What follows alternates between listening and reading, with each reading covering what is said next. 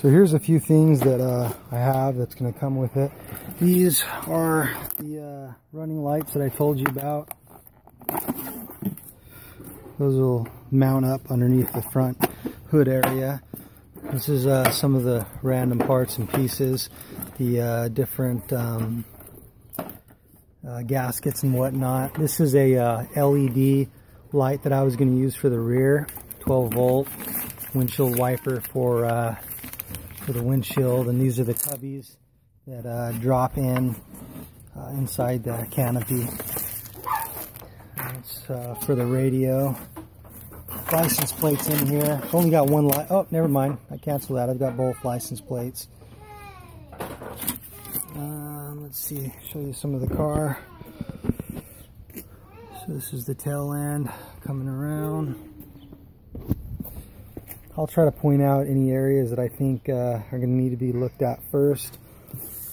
These have already been dropped in. This is going to need some finishing, this particular side. The other one's pretty well finished up with Bondo and whatnot.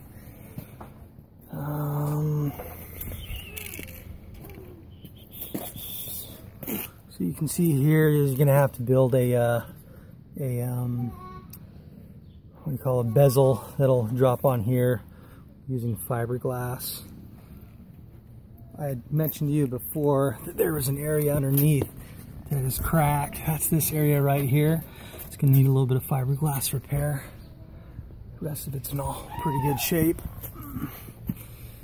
Coming back around the car.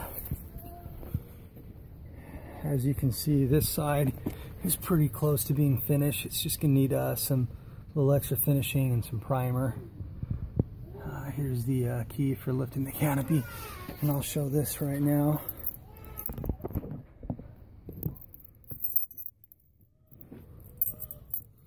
This is with the lower battery. So it's a little bit slower than normal. I'll put it on a fresh battery here pretty soon so you can see all that all runs. The gauge face. This is a headlight switch. You can see these cubbies right here, or these holes right here where those cubbies mount in. And there's my son. Dad, you will dark it. Here is engine compartment. So I have a filter when I run it that I just drop on here. The previous owner had set this all up to breathe through these vents here.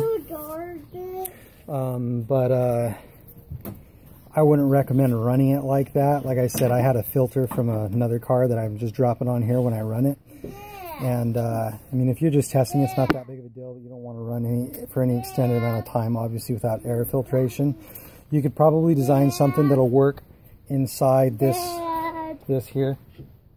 But I would recommend just dropping a fresh filter on there when it comes time to run it. This is all kind of hokey in my opinion. Let's see, I think that's pretty much it. I mentioned to you that I have a bezel that goes on around this area that cleans all of this up.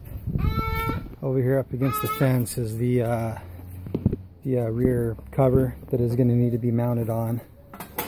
I think that's about it for some of the problem areas. So under here you can see some of the wiring. So most of this stuff is connected. The few parts that aren't, I have marked, and these will go to the gauge. You can see under here a little further, the flasher is in here. So that's all going to need to be connected, but all the wiring is there. It just needs to be tidied up with zip ties, like split loom. I think I have some that I can throw in, but most of it's already been cleaned up. It just needs to be tied up into place, and so your feet aren't hitting it when you go under. This is the area that's going to need to be welded back on, right in there. Shifter is brand new. This has already been shortened.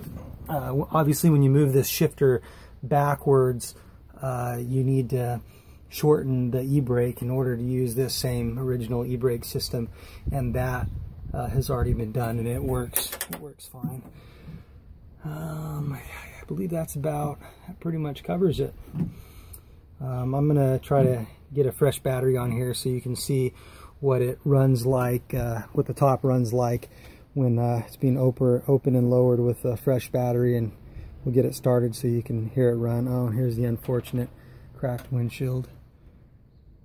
And maybe I'll give the camera to my wife and you can see me take it for a spin. Anyway, there it is.